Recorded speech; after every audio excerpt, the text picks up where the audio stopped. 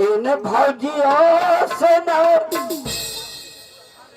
इन भौजियों से न अखियां मिला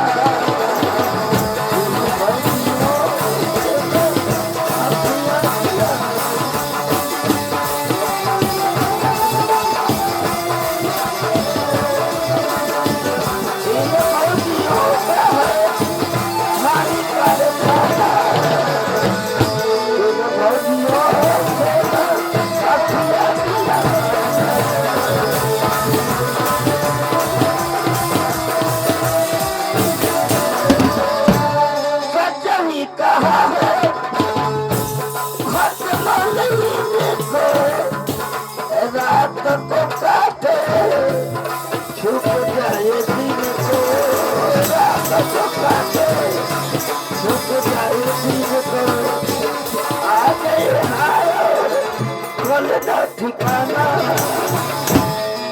भौजियों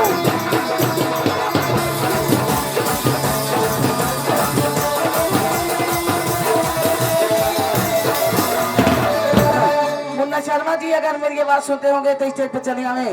मुन्ना शर्मा जी लाली लाली हो ठामासी अरे बरसी लैया हो इन्हें चुआत अखैला बिना लोग है समूहत। तू साथ दा तू छोट भाई है बा हाँ ओकर तबीयत खराब बा। बकरवा भैया कितना दिन से तार भइल बा? भइल बा 1 महीना से। 1 महीना से भइल बा। आज तू कहत लगे एकरा पहले कहे 2 दिन से ठीक बानी। 2 दिन से ठीक बड़ा फंसता हम झाड़ देता नहीं।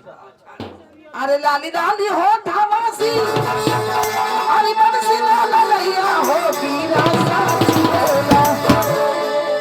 चुआता अरे जैसे आमा के